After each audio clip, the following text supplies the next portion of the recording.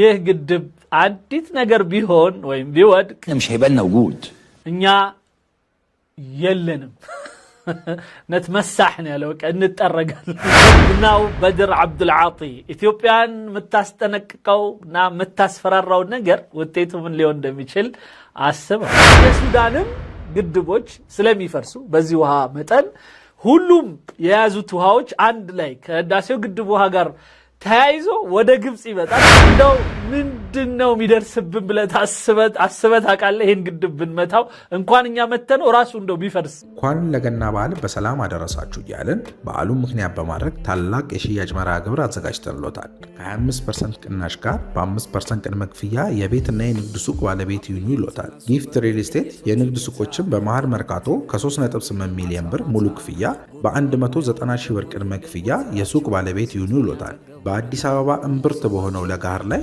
ግንባታቸው 80% የደረሱ መኖሪያ አፓርትመንት ቤቶችን ከባለ 1 መኝታ እስከ ባለ 3 መኝታ ይዞለው መጥቷል። ባለ 1 መኝታ 65 ካሬ በ360 ሺህ ብር፣ ባለ 2 መኝታ 108 ካሬ በ612 ሺህ ብር፣ ባለ 3 መኝታ 164 ካሬ በ920 ሺህ ብር ቅድመ ክፍያ ብቻ ከፍለው የቤት ባለቤት ይሆኑልዎታል።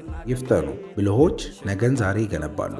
ለበለጠ መረጃና ለሳይት ጉብኝት በ0981 83 42 52 ይደውሉ። ጊፍት ሪል ስቴት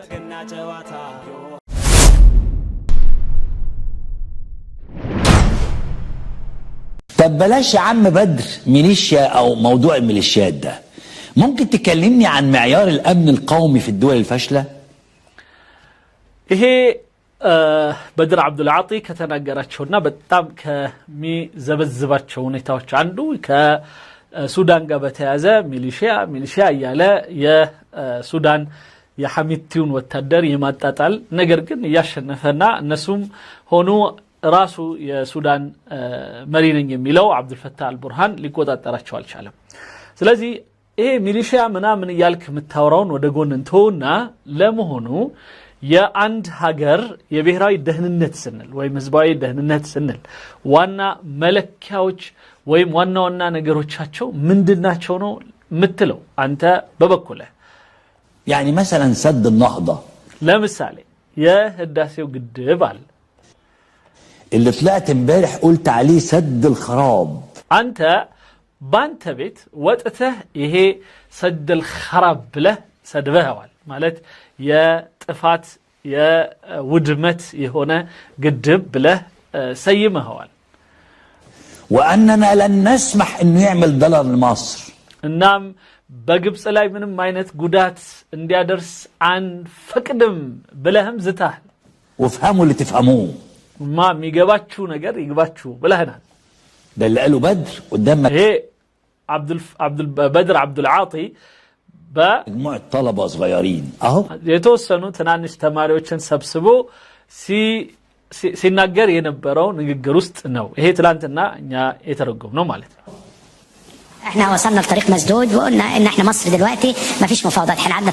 13 سنه نتفاوض مع الجانب الاثيوبي እንግዲህ እኛ 13 አመት ከኢትዮጵያ ጋር ስንወያይ ቆይተናል ከዚህ በኋላ ድርድር ቢባለው ነገር መስመሩ ተዘግቷል ودول ناس للاسف الشديد كانوا بيتفاوضوا بسوء نيه እኛ በእነዚህ በወቅቶች ከኢትዮጵያ ጋር የምንወያየው የነበረው በመልካም ሐሳብ ነበር እነሱ ግን በተቃራኒው በመጥፎ ሐሳብ ነበር ከኛ ጋር የሚወያዩት بسياسه فرض الامر الواقع والان احنا اعلنا እናም በተጨባጭ ነገር ላይ እኛን ለማስቀመጥ ብቻ ነበር ውይይት የሚያደርጉት اغلاق باب التفاوض وان مصر تحتفظ لنفسها بحق الدفاع عن النفس وحمايه مصالحها المائيه اذا በእኛ በኩል ግብጽ ከዚህ በኋላ የመልስ ምትን የሚፈቅደው የሆነውን የዓለም አቀፍ ህግ ተንተርሳ መብቷን ማስከበር ብቻ ነው የቀረው ضرر ووفقا لايه لما يكفله القانون الدولي ስለዚህ እኛ ምን ጠብቀው ጉዳት ብቻ እስኪደርስብን ነው ጉዳት ሲደርስብን የዓለም አቀፉ ህግ በሚፈቅድልን አግባብ የመልስ ምቱን እንሰጣለን ይላል بدر عبد العاطي የግብጽ የውጭ ጉዳይ ሚኒስትር يكفل الدول فرادى وجماعات في الدفاع عن امنها القومي وعن مصالحها القوميه وقضيه المياه لحظه يا بدر انا في ይሄ የውሃ ጉዳይ ላይ በተለይ እንዲሁም ሌሎች ጉዳቶች በህብረትም ሆነ በግል አንድ ሀገር ላይ ጉዳት በሚደርስበት ወቅት የመልስ ምት መስጠት የሚያስችላትን የሆነ ህግ ተደግፈን በዛ አግባብ ለኢትዮጵያ መልስ የምንሰጥበት ጊዜ ይኖራል ብሎ ነው የተናገረው። እዚህ ችግር አቆምልኝና جاءت في الخارجية المصرية بدعة جديدة وكل بدعة ضلالة وكل ضلالة في النار. ውጭ ጉዳይ ሚኒስትራችን ሁልጊዜ አዳዲስ የሆነ ቮካብላሪ ወይም ሐሳቦችን የሚገልጹ ቃላቶች ይወልዳል በየጊዜው። ከዛ ውስጥ አዲስ የሆነብኝ ነገር مش الشيوخ بيقولوا كده مع اننا ضد الموضوع በሃይማኖት በኩል ሲሆን ኩሉ ቢድዓቲን ضلاله ቢባል ነገር አለ ማለት ሁልጊዜ አዲስ ህግ ውስጥ የሌለ ነገር ወይም ቃኑና ውስጥ የሌለ ሐሳብ በሃይማኖት ውስጥ ስታመጣ ያ ነገር ቢድዓ ተብሎ ይጠራል ማለት መጤ ተብሎ ይጠራል። ይሄን መጤ ይሁን ነገር ደግሞ መጨመር ጥመት ነው ይላል ሃይማኖቱ ያለ ነውና መጽሐፋችን እንደዚህ ያለ እናንተ ደግሞ እንደ ውጭ ጉዳይ ሚኒስትር ቢሮ ሁልጊዜ እንደነዚህ አይነት አዳዲስ ፈሊጦች ታመጣላችሁ። እነዚህ ፈሊጦች ከህግ የወጡ ከኖርሙ የወጡ ከቦናቸው የተነሳ ነው ጥመት አድርጌ ነው ወስዳቸው ይላል። بيروح يخطب بيروح يتجوز بيسأل ምናልባት አንድ ሰው ማግባት ፈልጎ ሄዶ ይጠይቃል። يعني ايه دولة قاعدة مع دولة تقول لك اصل غفل ከዛ ምናልባት ከዛ ቤቱ ቁጭ ብለው እሺ ባለች ሊል ይችላል። እንደው ሐሳቧን እንደዚህ ሊሆን ግን በሀገር መሃል ትልልቅ የሆነ ጉዳይ ላይ እንዲያስባ ነው እንዲ ልታስብ ነው ብሎ ግን ማሰብ ነውር ነው። احنا كنا رايحين والله العظيم ده ابيض እኛ ግን ስንሄድ ልባችን ንጹህ ነጭ ነበር። በቃ ማሻአላህ የራሳቸውን ሲናገሩ ማለት ለራስ ሲቆርሱ አያሳንሱ እና የነሱ ግን አስወድ ጥቁር ነበር ማለት ነው በተቃራኒ مضحكوا علينا እና እነሱ ሳቆብን እኛ ንጹሆች ሆነን በቃ በጣም ደግ ሆነን እንደው በቃ ጥሩ ልብ ይዘን ነበር የቀረብነው። ኢትዮጵያ ግን ጥሩ ልብ ሳትይዝ ቀርባ ጉድ ሰራችን ይሏል። مش حاجة اسمها كده اصلا እንደዚህ አይነት ነገር አለ ለመሆኑ እንዲህ አይነት ነገር አለ لا يوجد في ميثاق الدبلوماسية حاجة اسمها دولة بتتفاوض بحسن نية وسوء نية فيش. ስለዚህ በፍጹም በዓለም አቀፍ ዲፕሎማሲ እንደው እቺ ሀገር በመልካም ሐሳቤ ነው በእቺ ሀገር በመጥፎ ሐሳቤ ነው ምናምን የሚለውን እንደ ዋና መናጆ አድርጎ ማሰብ አይታሰብም ይላል ወንድሜ መሐመድ ናሰር። الكلام ده ابدا بالظبط በፍጹም ይላል። ይሄ በጣም ነው እኔ ደስ ያለኝ ማለት ሌላው ከሃይማኖት ግብአትም ስላለው በጣም ይቅርበሉኝ በደንብ እናብሰለው ምክንያቱም ብዙ ጥፋት ስላለ በዚህ አንድ ጊዜ ኢቭን በአንድ እንትን ላይ አድፍጦ አንዱ እንዲ ሊመታው ያለን ሰው ግን እሱ ዞሮ ሊያጠቃው ሲል በቃ አምኛለሁኝ በእናንተ እምነት ውስጥ ገብቻለሁ ላኢላሃ ኢላላህ ምናምን ይለዋል። አንዱ ሲለው አይ እየቀለደ ነው ማለት አውቆ ነው አድብቶ እኔን ሊመታኝ ነው ብሎ እየተናገረ እኔ ትቻለው ጦርነቱን አንተን አልመታህም ብሎ ቃል እየገባለት ግን መታው። ስለዚህ በጣም ነበር የተቀየሙት ነብዩ ሰለላሁ ዐለይሂ ወሰለም። እንዴት ነው ነገ እሱ ጌታ ፊት ይሄን ይዞብህ ቢመጣ እንደው በትሞት ይሻለህ ነበር ቢሸውድህና አንተ በትሞት ይሻለህ ነበር እስከ ማለት ደረጃ የደረሱበት ነው። ይሄ ማለት ነው ሰዎችን ልቦናቸውን መጠራጠር ሰዎችን ወይ በተናገሩት ንግግር ብቻ ቀድመን ሳንጠይቃቸው ምን አስበህ ነው ብለን ከነሱ ጋር መወያየት እየቻልን ያንን ሳናደርግ ሰዎች ላይ ጀጅ የምናደርግ ሰዎች ችግር ውስጥ ነን። ወንድሜ ናስር በጣም ጥሩ አድርጎ እየነገረልን ነው የግብፁን እንትኖች ኤሊቶች زي صبر استراتيجي ሌላው ደግሞ አለ የግብፅ አብዱልፈታህ ሲሲ ሚላት ሁሉ ጊዜ የصبر ስትራቴጂ ትዕግስት استراتيجياوي ትዕግስት ስላለን ነው ይላል። انا اول مره اسمع مصطلح صبر استراتيجي ده في الدنيا في التاريخ አሁንም ይላል በፖለቲካም በምንም በቃ በዓለም ላይ ባሉ መጽሐፎች ውስጥ እንደ صبر استراتيجي የሚባል ከነሱ ነው የሰማሁት ይላል ከአብዱልፈታህ ሲሲና استراتيجياوي ትዕግስት ነው ያለን الا على لسان السيسي وبدر عبد العاطي يقول لك እና ይህ ንግግር ሁለቱ እየተቀባበሉ ቢሉት ነው አብዱልፈታህ ሲሲ ያለው ከዛ በድር አብዱልዓጢ ይደግመዋል። በቃ ሁለቱ ብቻ ይለዋወጡታል። استخدمنا الصبر الاستراتيجي እና استراتيجي يونا تقستن تتقمن إلوال الاسترا ايه يا فندم؟ تيجي يعني ايه دي؟ استراتيجي استراتيجي እንኳን ለገና በዓል በሰላም አደረሳችሁ እያልን በዓሉን ምክንያት በማድረግ ታላቅ የሽያጭ መርሃ ግብር አዘጋጅተንሎታል። ከ25% ቅናሽ ጋር በ5% ቅድመ ክፍያ የቤትና የንግድ ሱቅ ባለቤት ይሁኑ ይሎታል። ጊፍት ሪል ስቴት የንግድ ሱቆችን በመሃል መርካቶ ከ3.8 ሚሊዮን ብር ሙሉ ክፍያ በ190 ሺህ ብር ቅድመ ክፍያ የሱቅ ባለቤት ይሁኑ ይሎታል። በአዲስ አበባ እምብርት በሆነው ለጋር ላይ ግንባታቸው 80% የደረሱ መኖሪያ አፓርትመንት ቤቶችን ከባለ 1 መኝታ እስከ ባለ 3 መኝታ ይዞለው መጥቷል። ባለ 1 መኝታ 65 ካሬ በ360 ሺህ ብር፣ ባለ 2 መኝታ 108 ካሬ በ612 ሺህ ብር፣ ባለ 3 መኝታ 164 ካሬ በ920 ሺህ ብር ቅድመ ክፍያ ብቻ ከፍለው የቤት ባለቤት ይሁኑ ይሎታል። ይፍጠኑ፣ ብልሆች ነገን ዛሬ ይገነባሉ። ለበለጠ መረጃና ለሳይት ጉብኝት በ0981 83 42 52 ይደውሉ። ጊፍት ሪል ስቴት። ሰውዬው በጣም አደገኛ ነው። አስቴር ቲጂ ማለት ነው። እንደዛ ለማለት ፈልገ አስቴር ትመጣለች ነው ወይስ ስትራቴጂ ምንድነው? يعني ايه الصبر استراتيجي؟ يعني رايح اتفاوض مع دولة بحسن نية وسوء نية وهم كانوا مبيتين لنا وعاملين لنا عمل على ورك جمل. ايه الجو ده؟ ስለዚህ እነሱ ልባቸው እንዲህ ነው መጥፎ ነበር የሚያስቡት፣ እኛ ግን ጥሩ አስበን ልባችን ንጹህ ነው ተጠጋናቸው ግን ሸወዱን ምናምን። ምን አይነት ዝብርቅርቅ የሆነ ወሬ ነው የምታወሩት? طب يا ذكر እሺ ወንዱ ይላል። እሺ ጀግናው قبل ما تهدد اثيوبيا እንደው ኢትዮጵያን ከማስፈራራት በፊት ያሰብከው ነገር አለን?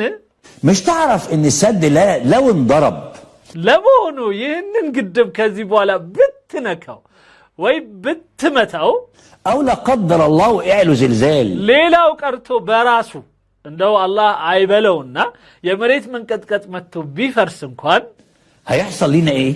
ምን እንደሚደርስብን አውቀህ ይሆን? مش هداك تفكر شويه؟ ትንሽ አስብ እስኪ። ትንሽ ብታስብ ጥሩ ነው።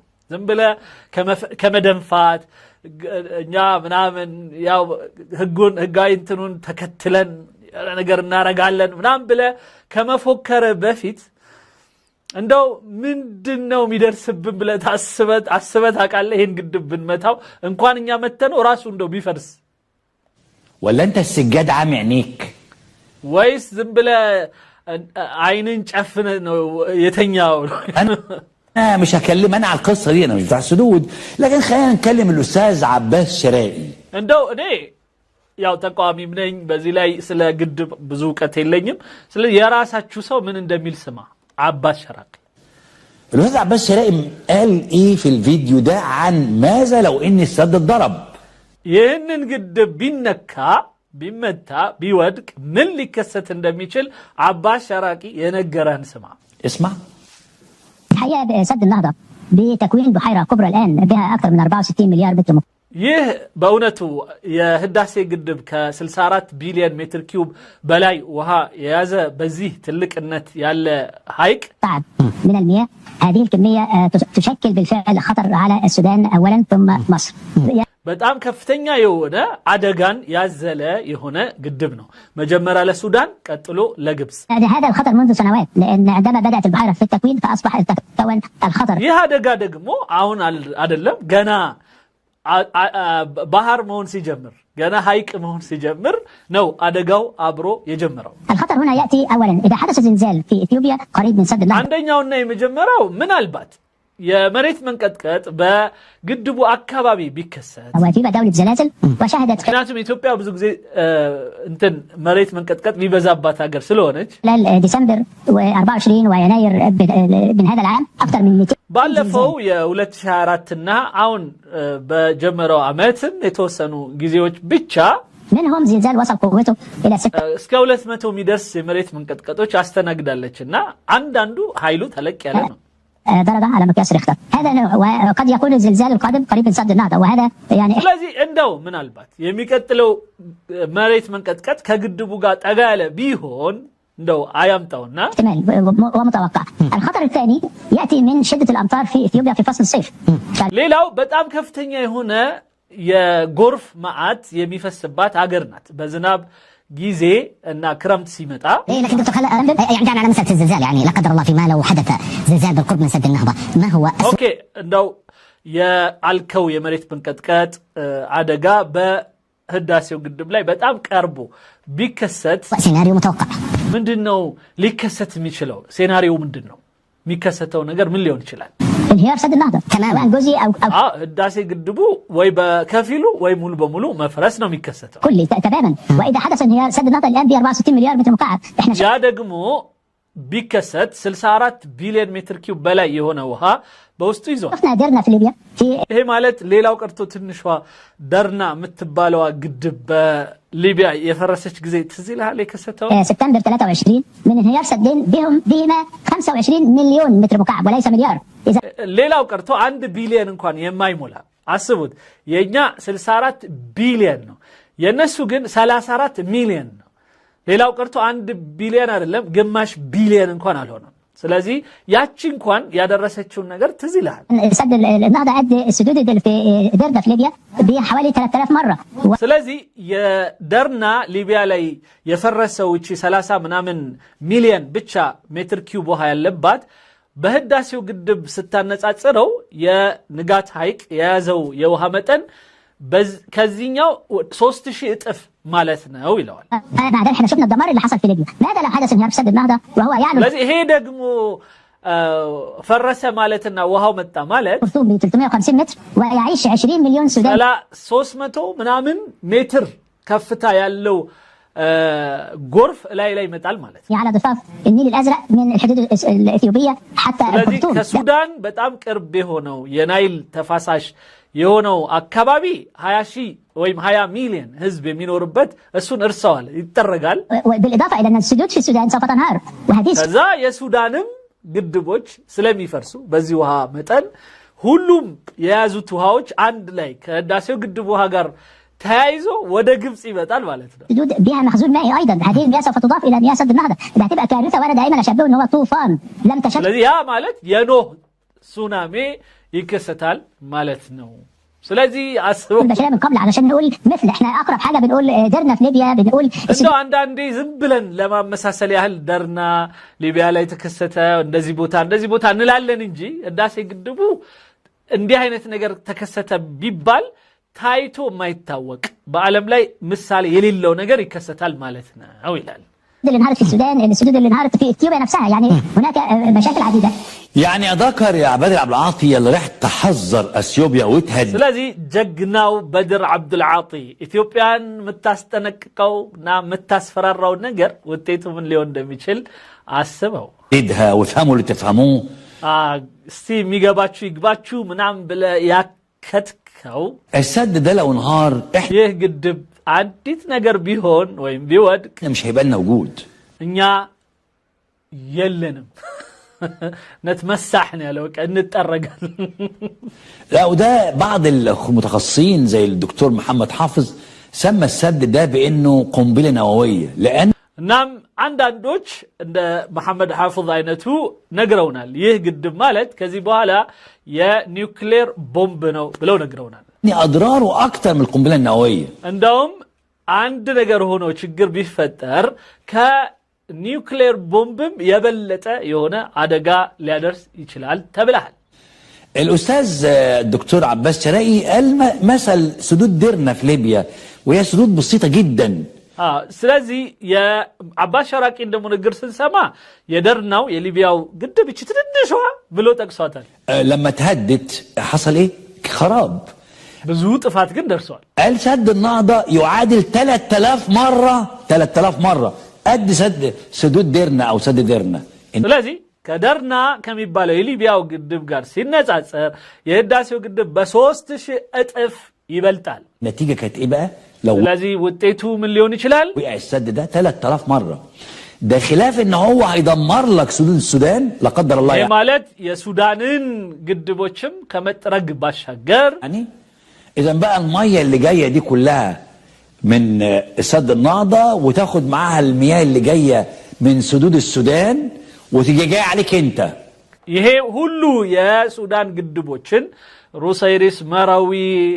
አውሊያ ጀበል ምናምን እነዚህን ሁሉ ጠራርጎ የት ይመጣል ካልከኝ ግብጽ خراب ጥፋት አደጋ ايه رايك بقى ታዲያ ምንድነው እይታህ አንተ እንዴት ታስበዋለህ ይሄንን في سد وقع في واشنطن امبارح او النهارده الدنيا خربانه حضرتك سهل قوي كده ትንሽዬ ግድብ ወደ አሜሪካ አካባቢ ትንሽዬ ግድብ ፈርሳ ሰሞኑን ምን እንደተከሰተ ሰምተሃል قدام الطلبه تضحك عليهم سبعه ስለዚህ ህፃናት ሰብስበ ትቀልዳለህ ተማሪዎች ጋር ቁጭ ብለህ የዚህ አይነት ንግግር በማድረግ ምታልፍ ይመስላል 100,000 شخص اوامر اخلاء فوري في واشنطن بعد انهيار سد ዋሽንግተን ውስጥ አንድ ግድብ እንደ መነቃነቅ እንደ መፍረስ ያደርገው ሰዎች ከዛ አካባቢ እንዲለቁ ተደርገዋል ይላል وده هيجي ايه ولا حاجه انا بقول لك اهو ولا حاجه جنب ያውም